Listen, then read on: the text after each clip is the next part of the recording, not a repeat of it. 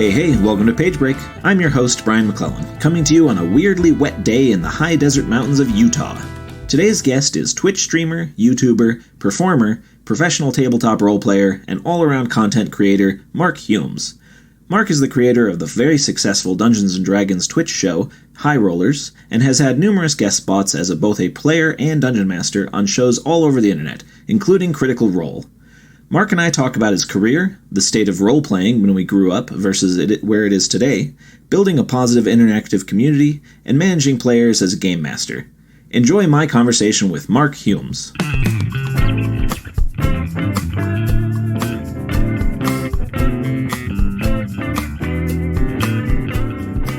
Hey, well, how have you been doing, man? Good. Busy. I've had, the world has been an interesting place, as I'm sure everybody that you've spoken to has probably talked about. Right. The world's been an interesting place, but in the world of professionally playing Dungeons & Dragons on the internet and writing about Dungeons & Dragons, it's been pretty good. It's just been busy.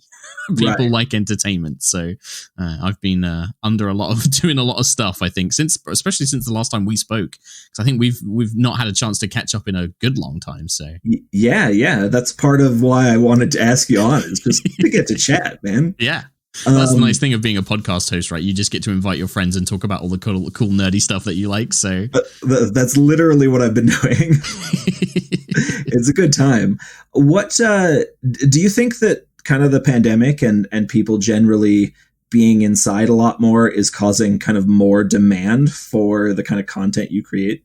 Oh, yeah. Oh, 100%. We saw it in our, we look at our statistics and things like that. And, where lockdowns and people were being restricted at home, 100% we saw an increase in viewership, especially maybe not necessarily so much in like live viewers, because obviously we do our main show on Twitch and stuff like that. But especially in things like YouTube, in podcast, in Twitch VODs, the video on demands, massive increase. Because I think, especially with live streaming Dungeons and Dragons, it's a 3-hour game that you're then either doing live and people are watching live, or people are watching on YouTube. And that's a lot of time. That's not like a 20-minute video on YouTube of like 5 things you missed in the Loki episode. It's not like a quick consumable thing. It's something you have to sit there and invest that time in. And so before the pandemic, I think that, that's quite a struggle to ask for 3 hours of people's time. But then suddenly when people are sat at home working, or they've got more time on their hands because they're not going out in the evenings, having that on while you're playing a video game or painting miniatures or doing whatever, those are the kind of things I do. But I don't know what normal people would do with their 3 hours of their time, but that's what I would do. It becomes much more viable that people can sit down and listen to it. So yeah, we saw a huge increase. And I think that across the board, that a lot of shows and a lot of people in this kind of hobby, and also people playing D&D is gone up. People finally kind of committing to playing, with a bunch of friends, across Zoom, and getting into that regular kind of routine of having that social element, I think. Oh yeah, definitely. I haven't gotten to join myself because I've been pretty busy. But my group of high school friends that I still keep in touch with, like a month into the pandemic, they just decided, hey, why don't we start a D&D night? And they've been playing ever since. And whenever I get time, I just jump on their Zoom and I watch them play. And that's really awesome. fun. Yeah. But so I imagine tons of people have had the same exact experience. Right. Everyone's at home. You can't or you shouldn't be going out. People want to have that social engagement, but things like video games and Zoom calls only go so far. But I think with D&D or any kind of tabletop role-playing game, it gives you something to focus on. It gives you something to build, content around, or like have like fun around, like a system of rules or a scenario or whatever it is. And I think that gets the focus, right? It's like playing a board game, like where it gives you something to do. And then meanwhile, you're also catching up and talking and having snacks and doing all of this kind of stuff.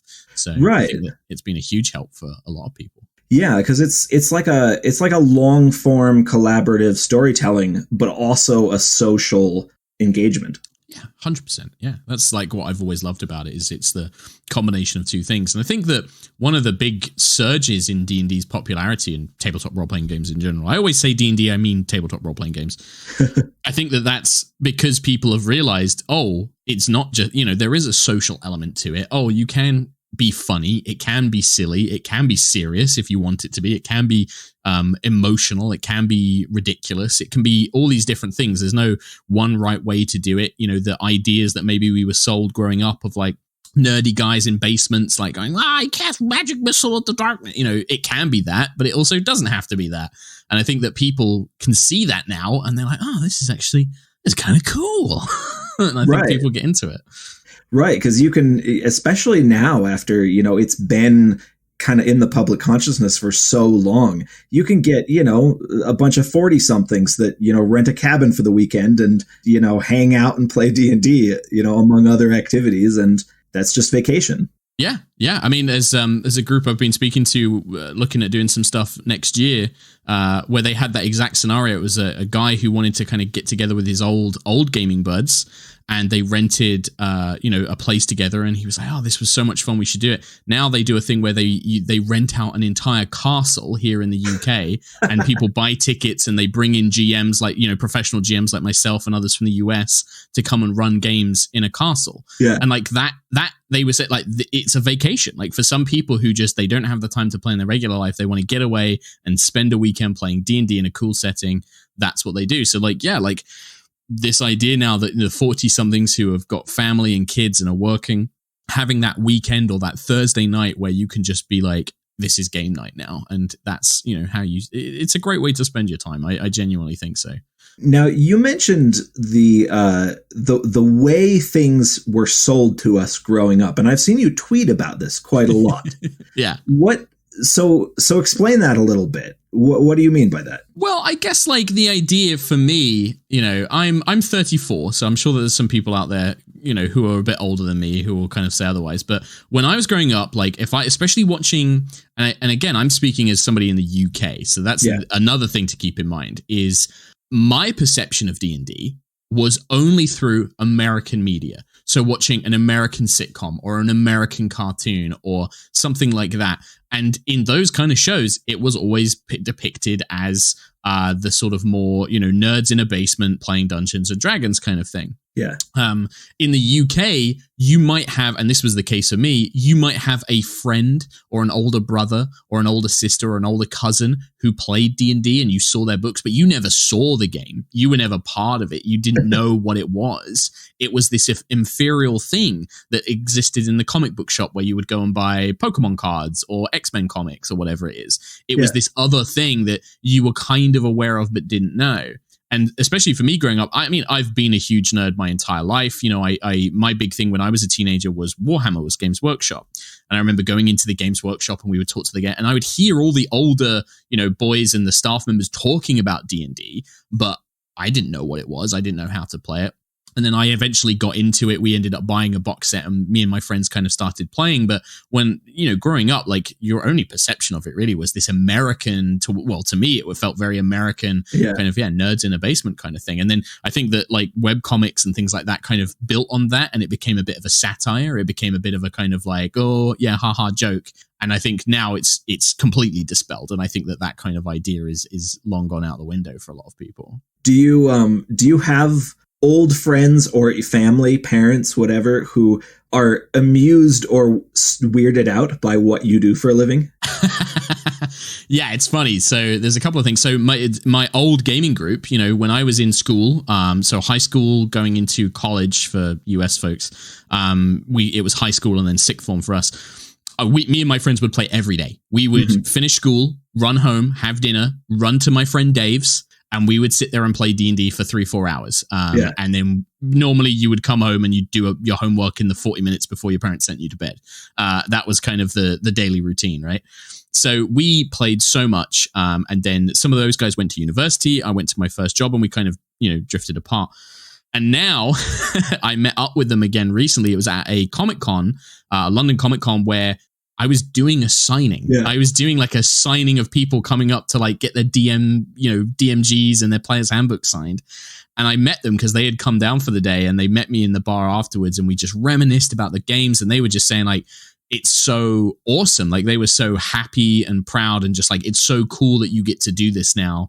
And, it all came from those games that we played as a kid. And that's something I try and, people talk about, how did you get into it? Why, how all of this kind of stuff with how HighRollers, my show, got started.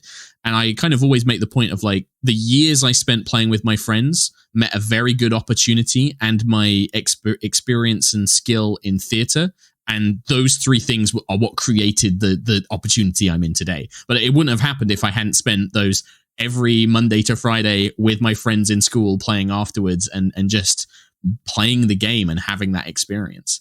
And then my family, mainly it's my parents. My dad is like, he's always been, my dad's a very strange individual. He's kind of got all the typical British, loves football, soccer, football, builder, ex-builder, big, burly, strong guy, English dad vibes. He was also massively into theatre. He would play the dame in a pantomime, which is kind of like the drag art of a pantomime thing every year for Christmas. He would sing. He's he's a big performer, big charisma guy. And I remember once he never used to get the D&D thing. He would just couldn't wrap his head around it. This is a guy who doesn't watch movies. He doesn't like books. He just doesn't get it. And then one birthday, I had all my friends over and we played D&D. And for some reason, he had to stay in the house. I think my mum was ill or something like that. And so he just said, look, I'm going to put my headphones on. I'll watch the football in the corner. I won't bother you. And he started doing that. But then he got up to get a drink and I noticed he left his headphones off and he was listening to us the whole time. And then after all my friends left, he just said, I always remember this. He just said, I get it now. I get why you play this game. And I was just like, that's pretty cool. Yeah. And now it's, and so for him, he's just like, yeah, it makes sense that this is your job. Like this fits you to a T. Like this is exactly what you should have done. And, this is where you're meant to be. My mum, bless her, the whole thing with the internet and, my mum, to my mum, the idea that, 3,000 people watch my show every week or we've got 1 million views on YouTube or something like that. That doesn't really make sense to my mum. But what did is that when she went into a local bookshop and got talking to the young man who worked there and talked about fancy books and talked about D&D, and he said, wait, are you Mark Hulmes' mum? And she was just like, what? That was what kind of weirded her out. And I think she realized that, what I do for a living now is a very strange experience. Yeah. Yeah. I occasionally get that with family members or neighbors, things like that, where they'll be like, well, I didn't really understand, but then I was on a business trip in Dubai and I saw your books in a bookstore there, and holy crap, you actually have sold internationally. That's amazing. You've actually sold these books. These books are in shops. Wow. It's right. Bizarre, right? Right. Yeah. Cause I've mentioned this on this podcast before, but oftentimes when you're a fantasy writer, people either assume that you're a troglodyte living in your mom's basement or you're a millionaire. And they don't really get that you're like a professional creator. Yeah. And there's like an in-between, Yeah, there's a middle ground there. You can, and some of those millionaires are still troglodytes living in basements to an extent, Right. But you can absolutely be in the middle ground. It's a weird thing, right? I think that, and I guess you would know more about this, fantasy seems to be hitting more of the mainstream and maybe more and more people are kind of going like, oh, it's not just Lord of the Rings and Harry Potter. There's this other stuff that kind of fits these gaps, I guess. I don't know how you feel about that, with more fancy kind of media being around. Well, I feel like in some ways, maybe epic fantasy novels are a little bit more accessible to the public because of Game of Thrones, things like that. But I do think that a lot of that kind of culture building comes from what you do. Okay. Doing these YouTube shows and, streaming on Twitch and stuff like that, where it creates the kind of the vocabulary and the culture of fantasy kind of spreads more to different parts of, because there's a lot of people that, jump on Twitch because they're, they want to watch FIFA or something like that. Mm-hmm. And then they wind up, over on D&D, things like that. There's that weird kind of crossover of especially with Twitch, you start watching a streamer who plays Call of Duty or FIFA, right? And then maybe that streamer's just I hear everybody's talking about this game, Dragon Age. I'm going to give it a go. And they sit down to play it. And maybe they've never played a game like that before. And it's this whole new experience. It's not just that person that gets that. It's all the chat as well, who are they're there for one thing, but then they might be like, whoa, this is kind of cool. I didn't realize this could be cool. And they move on to it and kind of explore other things. Or their streamer who normally does Minecraft suddenly is in a D&D show where they sit down and it's live action and there's dice and characters and models. and they've brought their audience over who have never experienced something like that before, and then they get to experience it. I also think that there's been a vice versa where like the people watching Game of Thrones, that has added to their vocabulary to come and check out D&D, right? Where they're like, oh, I know what dragons are. Oh, is it like Game of Thrones? I get that. And then they can kind of get into it from that side of things as well. Right. It normalizes it in broader culture, so that it's not just that assumption of a bunch of nerds sitting around a table, and that applies not just to D&D and role-playing, but to, reading fantasy novels. Yeah, for sure. Yeah. I think, and it's nice because I think that it's one of those things that for years it's trying to convince friends to play D&D or to come LARPing or to try out a different genre of games, and getting over those barriers of like, I know what you think you know what fantasy is, but there's so many different types and flavors, and there's something for you. And it's something as a GM, as a DM, when you sit down with your players as well, if you want to kind of like, this is a little, if anybody's ever interested in DMing, this is like a tip I often give out, is ask what their favorite video games are, what their favorite movies are, what their favorite TV shows are, because you can take that and blend it with fantasy in some way, or there's already a flavor of fantasy out there that you can use, right? Like if somebody's like, oh, I really like CSI crime shows, and you've got a bunch of people that love like, forensic crime shows, you could be like, well, I'm gonna build a D&D campaign that's fantasy and CSI crime, like where you're magic detectives. Bam, you can do that. And then I think that's the thing, is people don't realize how flexible fantasy is as a thing that can be applied to so much else. It's the wonder of it, it's the awe of it, and the magic and stuff like that. Anyway, I don't know why you're an author. I shouldn't be. You know all this stuff. Right. But people hopefully will be listening to this, so it's hopefully. Good. So you started out in theater in school, then, huh? Yeah. So that was little Mark's big dream, or what little Mark thought he was going to do. I've always loved playing pretend. That's like the way. Like when I was a little kid, I would go and stay at grandma's because my mum was working. So like after school, I would have to go to grandma's house, and I would spend hours running around in the garden with a dustbin lid and a stick, pretending to be a knight fighting monsters or fighting off aliens, talking to myself quite frequently.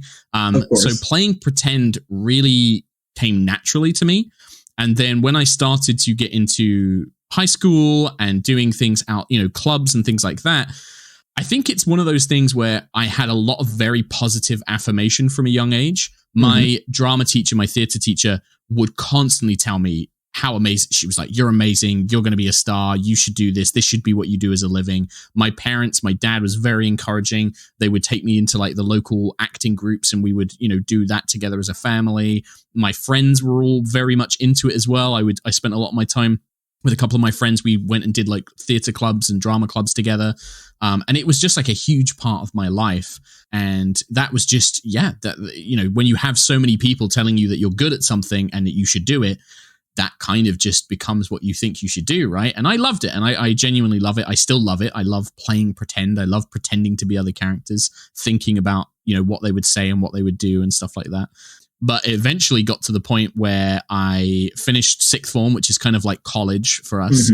And I was looking at going to university, and I had a number of, I actually put down to go to some drama schools in London, some pretty big, impressive, famous drama schools.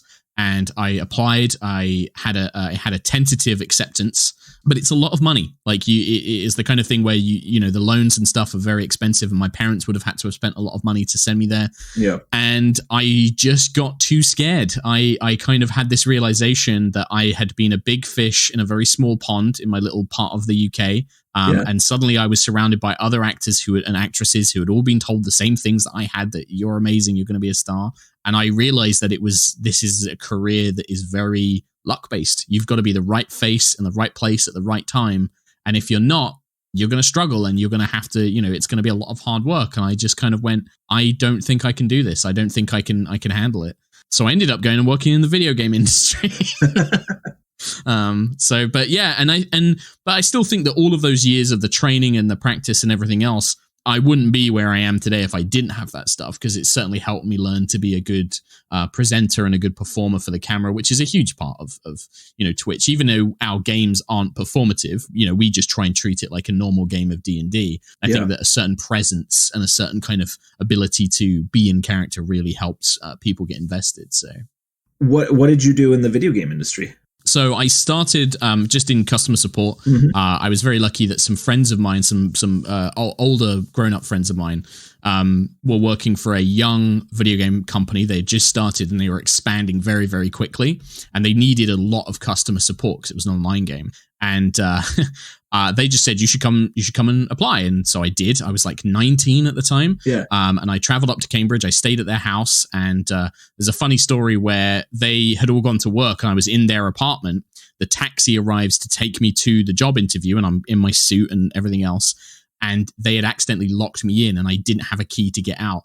I ended up having to open a window, climb over a wall, and then ring them and say, I couldn't get out. I've had to leave a window open. You need to come and close it. Like I have to get in the cab. I did. I got in the cab. I got to my job interview. Everything was fine. They came back and shut the window, but it was a thing that will always stick with me.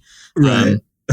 I get to the games company and the job interview involved a very lovely Italian fellow with a very thick Mario-like accent, basically going, so what games do you like to play? And I was like, I like these games. And he was like, great, let's take you for a tour.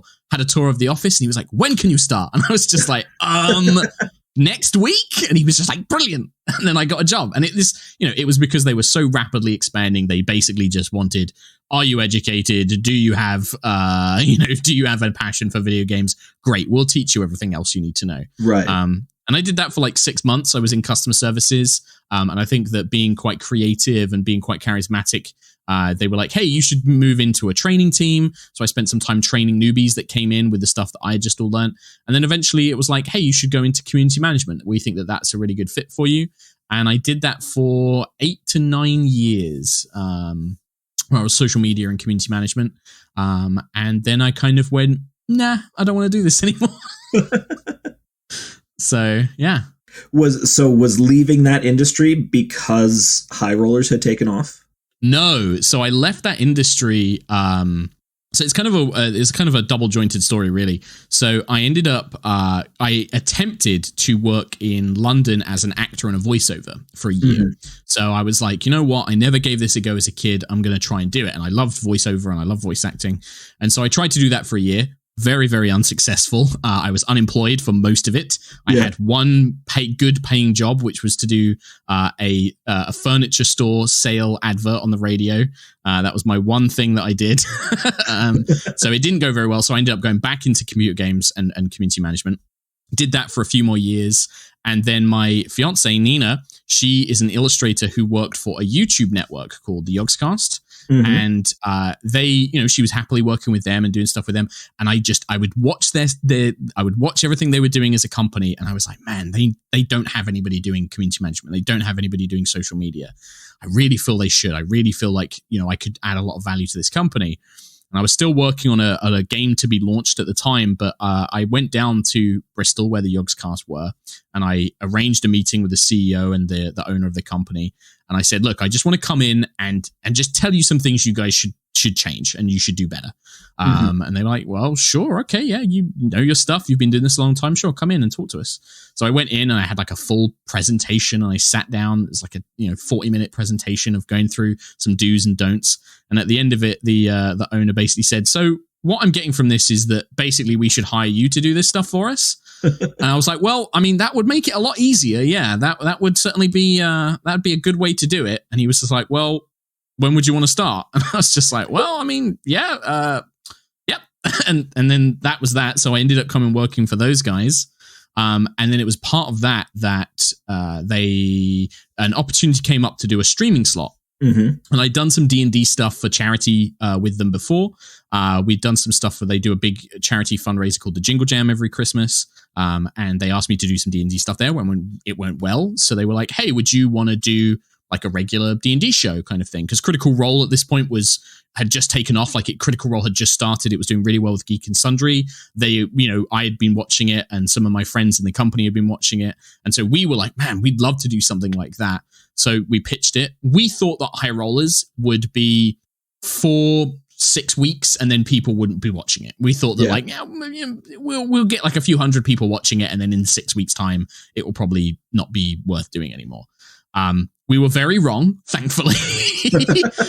And people just really loved it. And when it really took off, it was taking up so much of my time that I basically just spoke to the owners of the company and said, listen, I think that I should transition to doing this full time and I should be self-employed and doing HighRollers as my own thing. And they agreed, and it kind of shifted to there. And now me and the HighRollers guys, we own our own company and we do it as our own business now. So that's awesome. That's a long-winded story. Right. No, but it's really cool. I love listening to stories like that because you're so much of you're such a good go-getter. Like you facilitated all that stuff going on. Something that I struggled with when I was younger, and even today to some extent, is kind of being that self-starter, because I can do things. I can be a self-starter with writing a book, but the moment it comes to going and talking to other people, I just drop off, and I struggle with that so much. I imagine that some of that, that goes back to like the theater background and being able to be confident in the presence of other people. I tell you what, it's an interesting one. I often refer to myself as an introverted extrovert. In most cases, I'm very much actually like you. I really struggle to go and speak with people I don't know. Like if you put me in a bar and said, go and speak to somebody at this bar, and it was a complete stranger, I don't know if I could do that. Like I genuinely really struggle. I get very anxious and nervous. You ask me to go on stage and speak to 1,000 nerds at an anime convention. I can do that easily, no problem. Like that's a completely different scenario to me.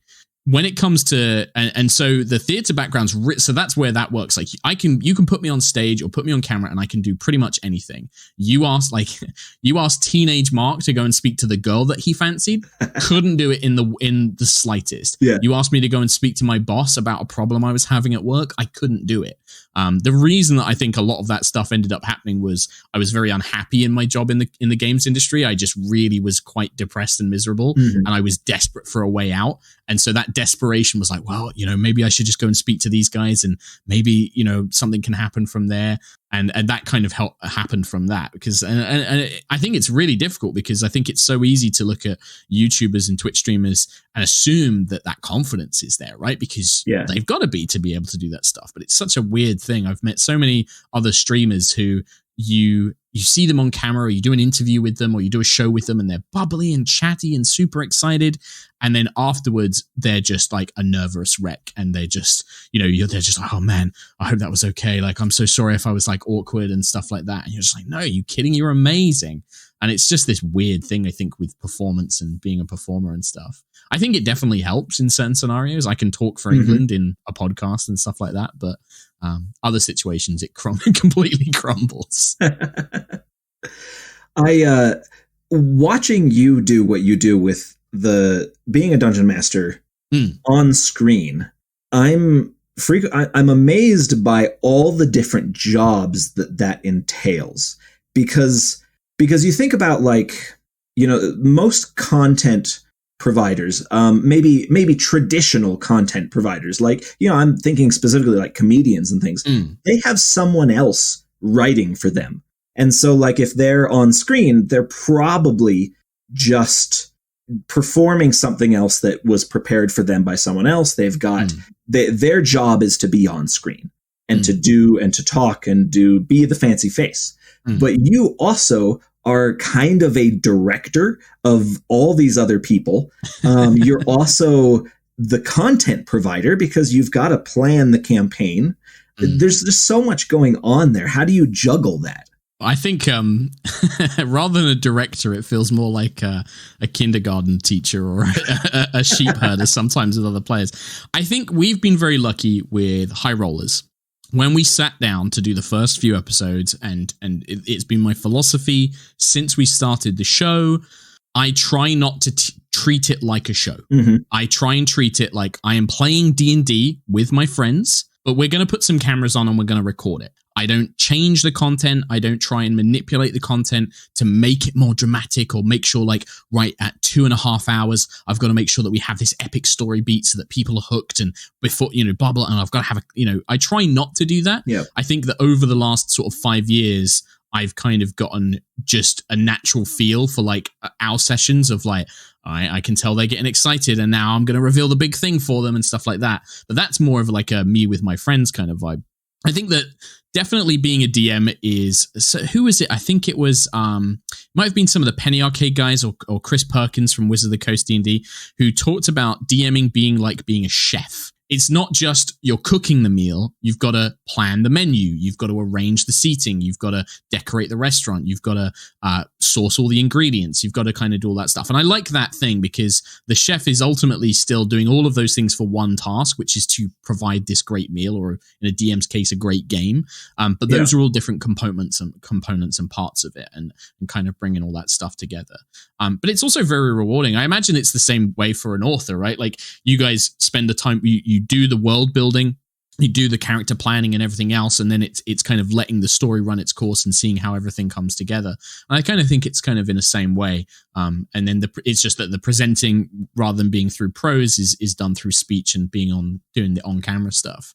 I think that making it feel more like a home game definitely takes away some of that stress. You don't have to feel like a performer and a director. You just have to feel like, well, I'm just doing a fun game with my friends kind of thing.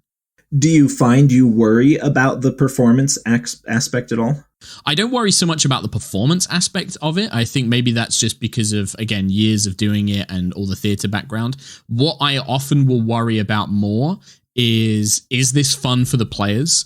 Because obviously they're all a good chunk of them are YouTubers or streamers or people that are in that thing. And I always worry, like, are they just pretending to enjoy this for the cameras? And then actually I'm going to ask them afterwards and they're going to go like, no, Mark, we hated that. That was the worst thing ever, but we had to look good.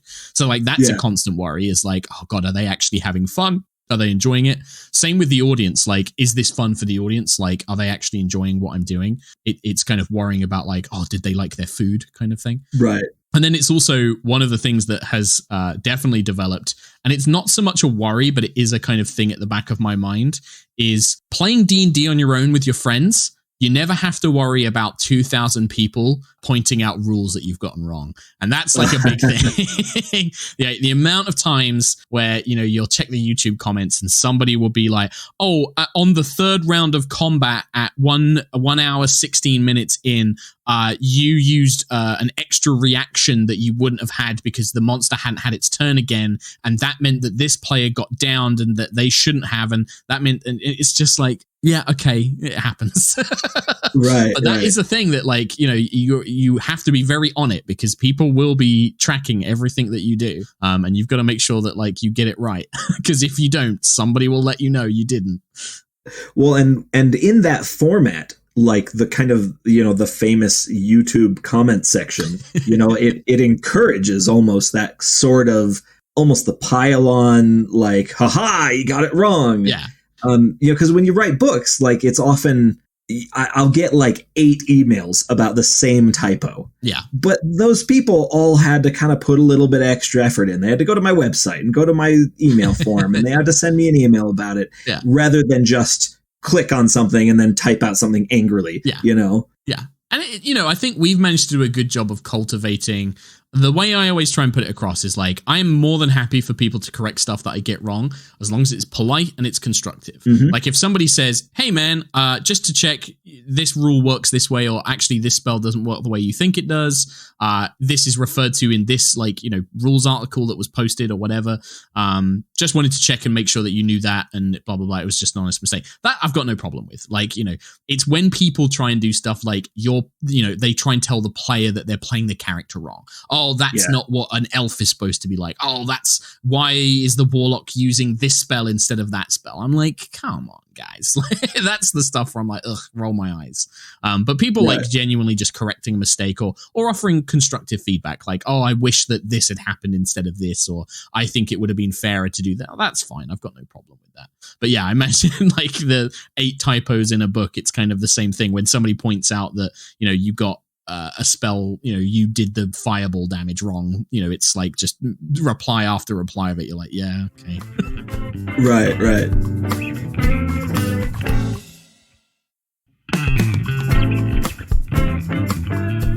Do you find that it's better to engage with the audience, or is there some things you'll engage with and some things that you just won't? Yeah, this actually goes back. I was having a conversation with some other content creators, some other Twitch streamers and YouTubers recently, because there was the topic about moderating comments and YouTube and things like that came up. And I said, well, the way that I've always approached it from my community management days working in the games industry to today is the best way to foster a positive community is to engage with the positive responses. So like when somebody says, I loved it when you did this thing, reply to that. Oh, thank you so much. I'm so glad you enjoyed it. Reply to it, because that person wants your attention. They want you to respond. They want to feel connected to you. Respond to that stuff to show that that's the stuff you'll engage with. And then if it's constructive criticism, leave it alone. Reply to it occasionally, but like allow people to respond to it. And then anything which is just outright toxic or outright negative, just get rid of it. Yeah. Because it doesn't serve a purpose. And it's not even just about protecting the creator or the person making the content. You've got to think about how that negativity affects the rest of that community, right? If you've got that one guy who's like, I hate player X because they're so stupid and I don't like the way they play the game. First of all, another person comes along and agrees with that person, and then they just reply to it and they feel empowered.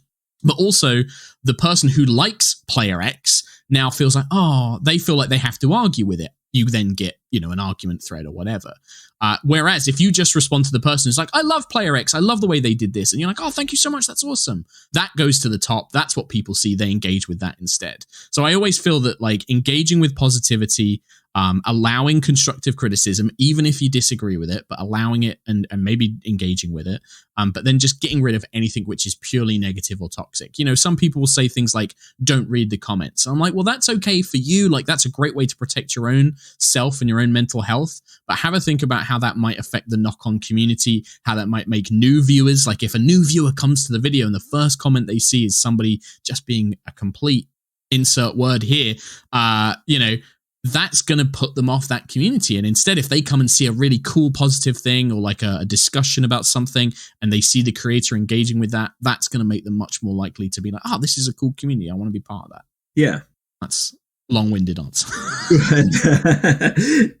How about engaging with your players? I was curious about this because you've done obviously HighRollers, but you've also done a lot of guest spots and you've kind of been all over the community.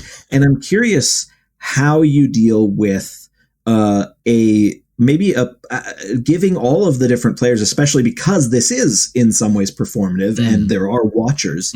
How do you give all the players like equal time on screen and equal ability to shine? Yeah. God, I don't know if I've got an easy answer for this one. Cause you know how you do a thing so much and sometimes you don't even necessarily realize the way you do things.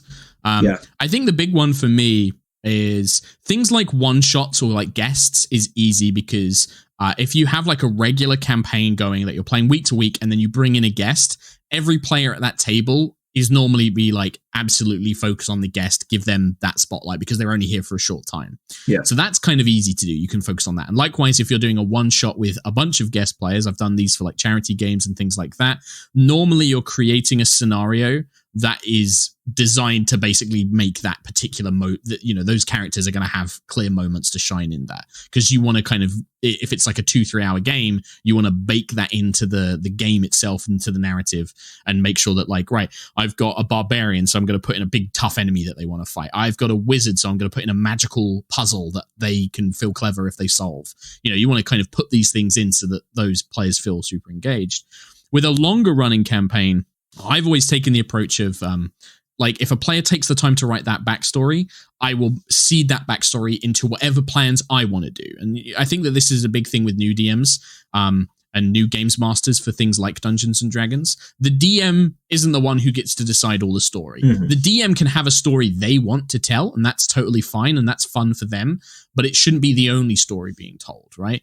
And it shouldn't be at the expense of anybody else's story. So a good way is to kind of say, like, you've got the player who's like, my parents were killed like Batman because I'm an edgelord, and it was done by this evil guild of assassins, and I want to get my revenge. That's the player backstory, right? And you're like, okay, cool, we've got this. Yeah. I had this story where they're going to go to this city that's very political and there's all these different factions working. Well, you know what? I'm going to have it that these different factions are all now working with this Guild of Assassins, and the Guild of Assassins is playing them off against each other and hiring out, oh, and look, the ones that killed such and such's parents are going to be the ones that come and try and kill the person that the players are going to go visit and is going to get that aid. And you just sink it all in, right? Yeah. And then that player, they get to that moment and it's like you describe the combat and like the master assassins bust out, but and you point at that player and you say, you, Kim, you recognize their faces because you saw them when you were hiding under the bed and you saw them plunge the dagger into your father's neck. And that player will be just like, bah! They will flip out because they'll feel that you've planned this the whole time and that some magical thing has made it all work. So like bringing their player backstories into whatever ideas you have as a GM, any world building you do is always good, trying to make that fit. And then individually in moment to moment at the table, I will always try and do a thing where look at who's talking a lot, let them speak, and then have an NPC point at a character who's quiet or who hasn't had a moment to shine and say, what do you think so-and-so? Your allies or your companions have said what they think, but you've been quiet this whole time. What do you think? Kind of draw them into the story, or let them have a moment. Kind of ask the players, go around and be like, right, I know what you guys want to do. What do you want to do, so and so? What do you want to do, Sentry or Rhiannon? What are you doing whilst they're doing this? Just throwing it to them and trying to think of it like, right, they've had their 5 minutes of fame. Make sure I give these guys time to shine as well. Some players don't want that. Some players will be like, no, I don't really want to do anything. You're like, okay, that's fine. That player is just the passive type who just wants to go along with what everyone else is doing. And that's totally fine way to play the game. But giving them that opportunity to say, oh yeah, there's this thing I've really wanted to do, or like, oh, I'd really like to talk to this NPC. That can mean the world to that player because some people just don't want to, interrupt. Whereas you get people like me who are big mouths who will just talk. So, how do you, alternately from that, how do you deal with a player who might be overbearing or who might kind of jump in all the time with everything? Luckily, I've not had to deal with too many of these. Most of my players know when they're doing this, so they'll back off and they'll let it. I think that, and so I don't necessarily have a good answer. I think one of the best ways to do it is through NPC reactions. Like, if you have the character who's playing a bard and they know that they've got high charisma and they're constantly jumping in, constantly trying to make checks, constantly trying to talk, NPCs, like we would in real life, they might be like, okay, shut up. I've heard enough from you. I want to hear what they think. I want to hear what they want to do. I want to hear their plan. You've spoken enough. You've said your piece.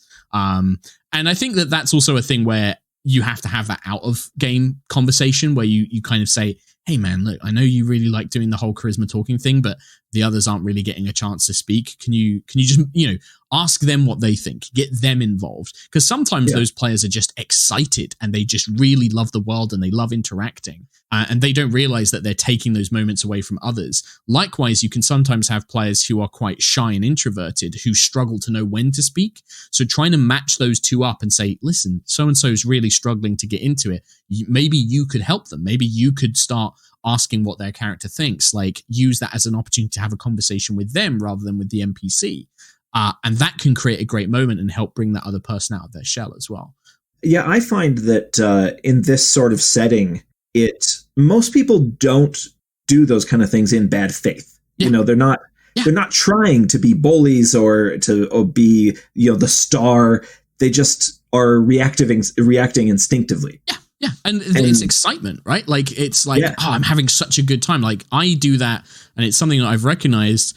I am terrible for finishing other people's sentences or jumping into a conversation. And it's purely because I'm so excited at what they're talking about. I'm like a puppy that I'm like, oh, yeah. I want to talk to you more about this thing.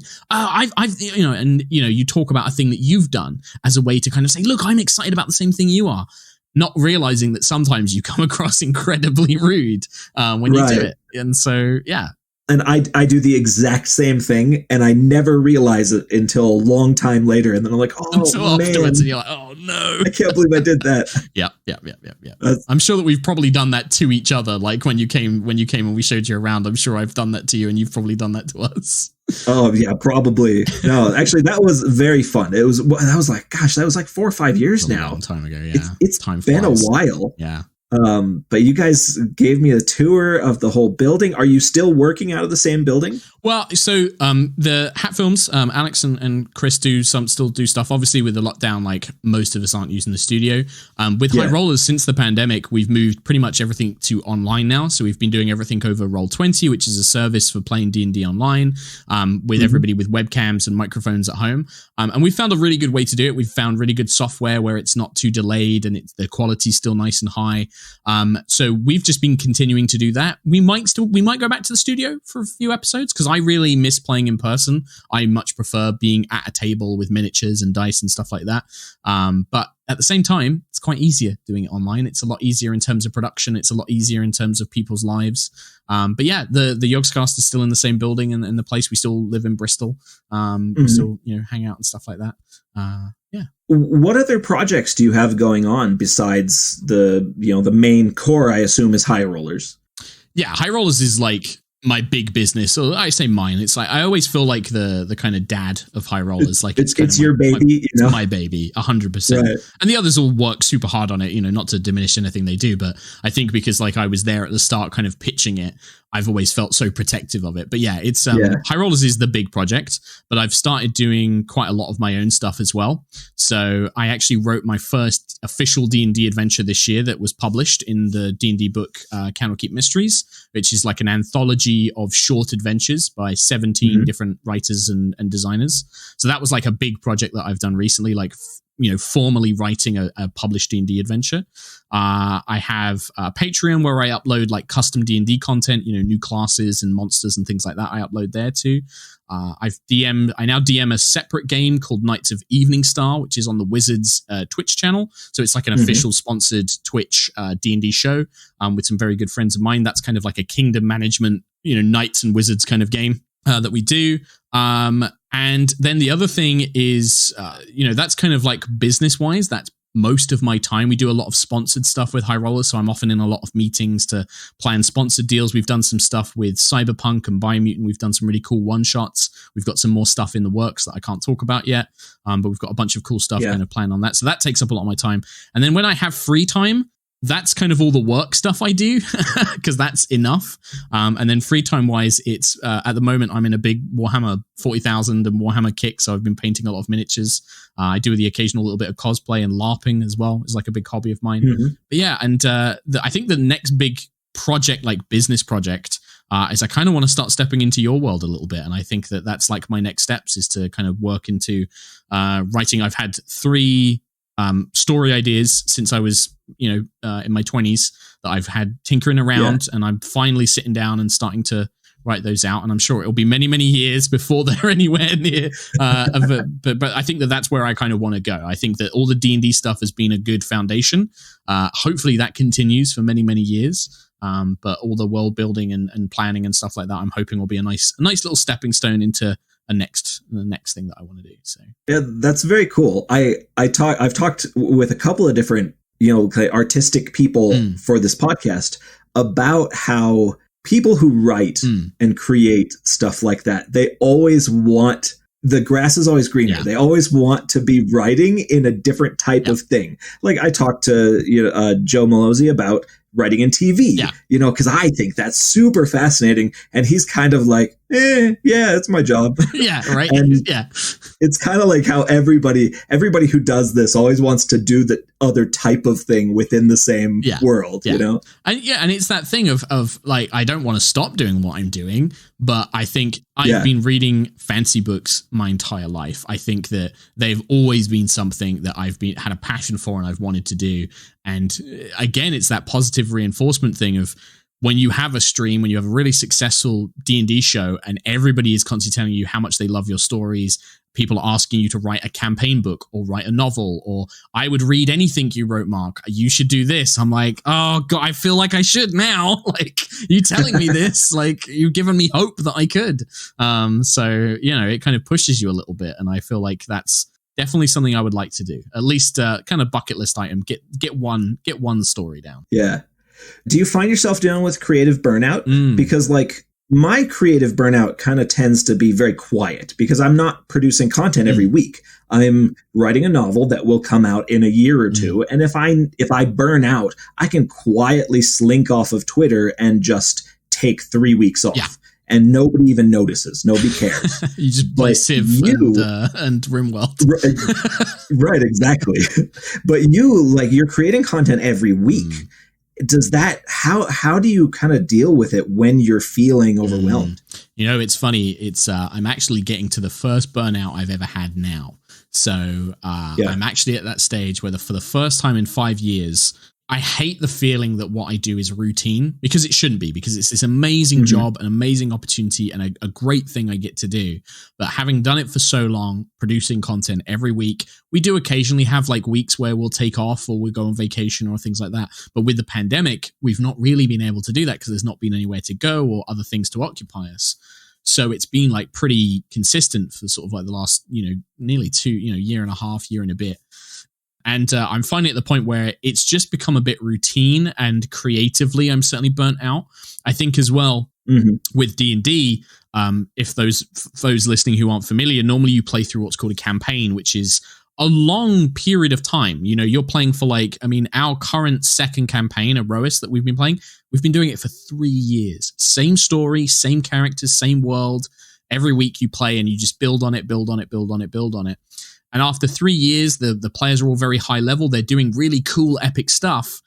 But I've been working in that world and with those characters for 3 years, and I'm kind of like, I kind of want to do something new. I kind of want to move on to the next fresh thing, right? The ADD brain is like, new shiny thing, please, new shiny thing. And like you said, like doing it week in, week out, no matter how fun it is, it is a job, and you do kind of get a bit burnt out for it. So I think that for me, it'll be a case of like, we'll probably plan like an actual break where we'll say like, we're going to take 2 weeks. No stream, just so that, Mark and the others can have a bit of a break and a rest, and we'll take some time off. And I think that I would probably step away and try and have a vacation, go somewhere and get away from the internet. Because that's the other thing, right? Is, the internet is this constant pressure of like, I should be producing, I should be making, I should be, my value is intrinsically tied to my productivity. So stepping away from that, that's actually what me and Alex Smith, a good friend of both of ours, actually, part of Hat Films, and Chris Trott, we used to go LARPing, live action role playing. So we would go drive down to a field and spend 3 days living in tents, in costumes, having fake battles and that stuff. And that is honestly one of the best vacations for me, because it's no internet. You can't really be on social media. You're not allowed to have, phones and cameras and stuff. So it's just a way to get away and completely escape reality for like 3 days, where you're like, I'm going to be Sigvold the Viking treasure hunter. I'm going to go on battles, and I'm going to drink mead, and I'm going to sing songs around a fire with my friends, and I'm going to eat meat, and I'm going to do all this kind of, fantasy lifestyle stuff. Yeah. It's a mix of D&D and camping. Yeah, basically the perfect blend of D&D and camping, honestly. And then the one that we go to in particular, it's big enough that for 2 of the days, a part of the day is dedicated to 1,000 v 1,000 battle, where it's literally like lines of orcs, like 1,000 orcs in a forest, and you having a big old scrappy fight with, which is very cathartic as well. Like it gets quite real when you're like stood in a woodland, and they all wear, because the one that we go to, they provide these like latex orc masks and orc armor, and they'll have like cloaks and things, and you'll be in like a woodland with like 200 of like of a part of a battle, with the rest of the battle going on elsewhere. And so you'll be surrounded by 200 orcs, all with weapons, screaming and yelling at you, and all your friends are screaming and yelling at you, and your buddy's just got killed, so he's dying, and someone's trying to heal him, and it gets pretty real, man. The adrenaline starts going nuts. So like that's a great vacation. That's so fantastic. There was a summer in high school when my friends and we had no knowledge of anything like LARPing or anything like that. We got a bunch of PVC pipe and foam and just made swords, and then just stood in the driveway beating the absolute crap out of each other. Yep. the fact that none of us was severely injured is kind of a miracle. Yeah. But that, honestly, we did that for several months, and it was just a huge amount of fun. It's pretty primal, isn't it? It's like primal man of just like primal human. Let's fight things and get it out the system. Right, exactly. Do you find in your work that you have the having fun versus the doing your job ever butts heads? Oh man. For the most part, no. I think that there have been maybe a couple of times in 5 years where I've gone like, oh man, I really don't feel like playing D&D with my friends today, but I guess I have to. Those times are very few and far between, quite luckily. I think the more stuff is like the admin-y things where it's just like having meetings or sorting out taxes or, doing all the boring stuff, right? That's where it's kind of, but then that's not fun. I think that the having fun for the most part is always fun. Like when we sit down to play on a Sunday, whether it's live or whatever, it's always fun. And sometimes, you get very fun moments, things like the conventions, the D&D live events that we've done where we get to go and travel to America and do these amazing things with these amazing people and friends, doing all the stuff with Crit Roll and stuff like that. Just amazing experiences, really. So for the most part, no. For the most part, it's just having fun. Any kind of work stuff is normally separated enough that, it's a work thing and you can kind of just leave it to the side and do it separately. Who's the person when you've done these kind of cool sort of like go to big conventions and stuff like that and participate in some of these big panels, who's the person that you kind of squeed the most to meet and hang out with? Oh man, it's really hard because so to kind of get around this again, for people maybe not in the know, there's a few big names in D&D kind of sphere now. One of whom, probably the most famous at the moment, is Matthew Mercer, DM for Critical Role. Matt and I have been friends for like 15 years. I got to know Matt before he was even a big voice actor, when he was still, working before he got really into voice acting. Me and him became friends online and we met up a couple of times at conventions. When he started getting into voice acting, we would bring him over to the UK for conventions where I would be his like guest liaison. So it'd be my job to kind of look after him and take him around and basically just hang out with him. And again, because we were friends, it just felt like I was hanging out with my mate and we would get drunk and dance and go to parties and I would throw up on his shoes. Yeah. And then the next day I had to take him to the Doctor Who experience in Wales and be miserable. Things like that, and so we had a good laugh. It's very specific. It's a burned memory. That's why. But we would do things like that. And so, and then he started doing Critical Role and I'd been hearing about his D&D campaigns for years and talking about them. And so, a lot of people would be like, oh man, you got to guest on Critical Role. You were a character in Critical Role. You got to be DM'd by Matt Mercer. I'm like, yeah, that's awesome. I love Matt. He's amazing. But it doesn't have that same impact to me because I've known him for so long. Like we've like played in each other's games a number of times. And so it just kind of felt the same thing.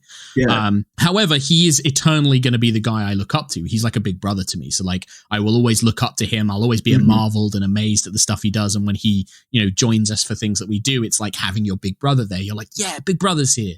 So it's very exciting. Yeah. In terms of squeeing and like being a fanboy the most, I think the two people for me would probably be Chris Perkins, because Wizard of the Coast, Chris Perkins was like a huge part of 4th edition and 5th edition's kind of meteoric rise and design. And again, it's like somebody that I've seen lots online, but had never met. And so like, you were like, oh my God, it's Chris Perkins. Oh, he's just a guy. He's just like a normal guy who writes D&D. Yeah. He was like very sort of, like that. And then Jerry Holkins from Penny Arcade, again, like a person that I've watched and known about for years and years and years, and getting to meet him, it was just like, oh wow, it's so great to meet you kind of thing. It's weird. I've met like Joe Manganiello and a bunch of other people and like some of the other like big fun, but I don't know, for me it's always going to be like the guys that like when I was a little kid, or like getting into D&D and playing it at college and stuff like that, I was like, oh man, Chris Perkins is so cool. Stuff like that. So I don't know. Yeah, it's a weird one. I remember that we had one of the very early D&D live events we did. We had a guest brought into our game, and like, because we were a player down, and so Greg Tito, who arranged a lot of this stuff at the D&D events, said, hey, would you guys be willing to have somebody join you? I was like, yeah, of course. He was like, oh, okay, we're gonna have Dylan join you. I was like, oh, great. I didn't know who Dylan was. He was just like Dylan. I was like, I'm sure I don't know who this guy is, but sure, bring him in. Met him, lovely American guy, like long, beautiful blonde hair, very handsome. I was like, oh, this guy's cool. He loves D&D. I told him about the character he was going to play, and he loved it. We had a great game. Afterwards, my players turned around and went, Mark, do you know who he is? I was like, I don't know who he is. Apparently he was a very, very famous child actor who had been in like a big Nickelodeon show or Disney show. I had no idea. I was just like, he was just a lovely guy I played D&D with. It was a nice dude. So yeah, it's a weird world. It's a very strange world. I had that kind of experience with a few years back. I went to a convention in Amsterdam where I was on a bunch of panels with Jeff Vandermeer and his wife, and I didn't know who they were. And I just and they were both lovely, and we sat in the green room together, and it was all fine. And it wasn't for like a year later that I had a friend that was gushing about something that Jeff had written. And I was like, oh, I'm on a panel. I hung out with him a little bit over the course of a weekend like last year. And it's like, oh, he's like legitimately one of those science fiction authors who's like legit famous, like to normal people. And oh, really? That's crazy. It's so weird, isn't it? And I think that in a way it's nicer, because I can imagine that for some people, like having somebody just interact with you like a normal human being, they're like, oh, I can just relax and have a chat with this guy and just have a good time. And then afterwards you can have that realization of like, oh God, did I say anything stupid or, whatever. Right. Was I dumb? Yeah. It's well, I don't want to hold you too much longer, but I've been trying to end these with a question close to my heart, which is, what's the last meal that you just blew your mind? The last thing that you ate that you still think about occasionally? Oh my God. Oh man. Do you know what? Okay, I got two. Because I feel like I should talk about one, and then the other one just came out of nowhere. And again, you can keep me as long as you want to, because as I've mentioned, I can talk for days, but there's two. So the most recent one would be my fiance and I went to Japan. Before the pandemic, we had like a big kind of like dream trip to Japan. And in Osaka, I love okonomiyaki, which is like the freshly made pancake with stuff like that. And, I just looked up a place. I was like, Osaka, okonomiyaki, find me a good place. Oh, top 5 stars, loads of reviews. Let's go there. Just pick this place out random. We walk in and immediately I was like, oh no, what have I done? It was such a posh, pristine restaurant. It was empty because it must have just opened when we arrived. And they were so polite. I was just like, I feel underdressed. Like I really don't feel like I should be here. But we were the only ones there, and they were so lovely. The head chef was just like, welcome. Come and sit at my table. I was like, okay. We just sat and because the way it is the chef is right in front of you when they cook the food. And so we just, picked some fairly normal stuff off the menu. But looking through the menu, I was like, oh boy, there's some real pricey stuff on this menu. I really feel like I've made a mistake. But then we get into like some other stuff, which was, it was expensive, but it was reasonable. I was like, oh, okay, well, let's get this. My fiance's had like a plum wine, and she's a bit tipsy, and I'm a bit tipsy, and he just cooked this beautiful okonomiyaki that we had in front of us, fresh kind of like lobster and crab and stuff like that all over it. It was just amazing. The whole time we're eating, people start filtering in, and it is like government officials and people in like big fancy suits with entourages. And there's me in like a t-shirt and a jacket and jeans. And I'm like, and like they kept looking over and like trying to look at us. And I was like, I really hope they just think that I'm some sort of celebrity. And that's why I'm here. Like I'm, some sort of rich YouTuber or something that's come in so that I don't feel out of place. But the food was just exquisite. It was so rich and just so well made and presented. It was absolutely stunning. A very unforgettable experience, not just for the food, but this incredibly weird scenario. But the other one, the food, one which blew me away for food that I'll never forget was we took a trip to Florence in Italy. Beautiful, beautiful city regardless. Some amazing food all around it. But as we're walking around, we're doing like visiting all the old buildings and like museums and art galleries and stuff. And we walked down this side street, and there was this tiny kind of like hole in the wall sandwich shop. And there was a queue that went down a street, it went down a corner, and it continued. And the line it went for so long. And I looked at it, and it was all these it just looked like, meat sandwiches, like, fresh serrano ham, fresh salami kind of stuff sandwiches. But I just looked at it, I turned to my friend, I was like, we have to try it. Look at this queue. I have to try these sandwiches. So we get in the queue and we must have waited for like 40 minutes or like 50 minutes or something in the hot weather. Like, and my fiance's looking at me like, why, you are joking me. Why are we still here? And I was like, I've got to know. I've got to know. We get to the front and it's all freshly made focaccia bread, freshly cut like serrano ham, freshly cut salami with all these fresh ingredients. And I got something. It was like a garlic truffle spread with like this intensely rich, dark salami and ham in it. Ooh. I have never had a sandwich so good.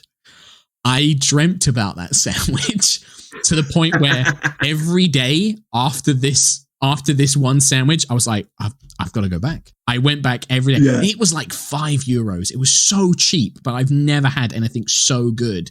We went back every day, and then on the flight home, I remember I just looked at my fiance and I went, I'm never going to have that sandwich again. And it's haunted me. It's stuck with me. And it's like this little tiny place. I know that I think they had some like posters outside because Tom Hanks had eaten there when they were filming Inferno, and they had like the Inferno sandwich because that's what Tom Hanks had or something like that. But I just remember it was so delicious. It was so rich, the truffles, the garlic, and it just blended so well with the salted meat and this fresh.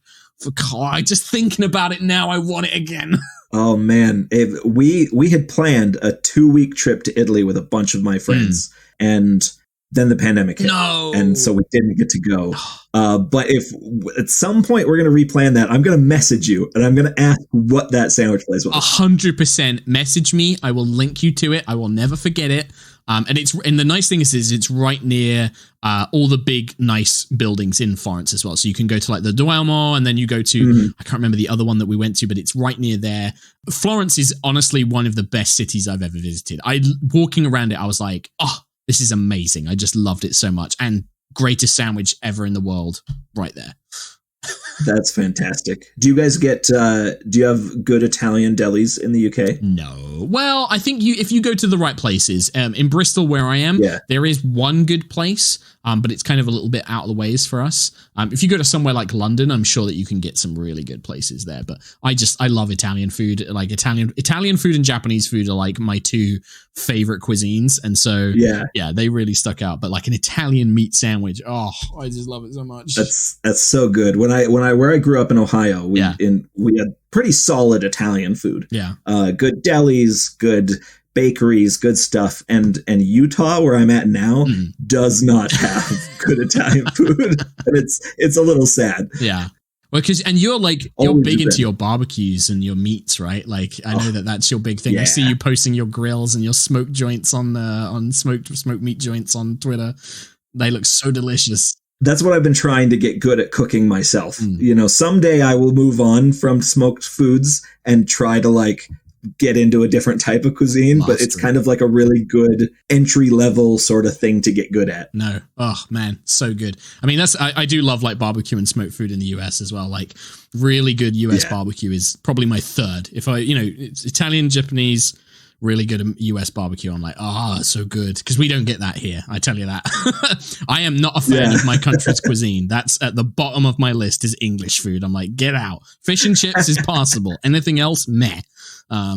That's so great. Well, hey man, thank you so much for hanging out. Yeah, no, thanks for bringing me on. Yeah, super fun to get to chat and hang out.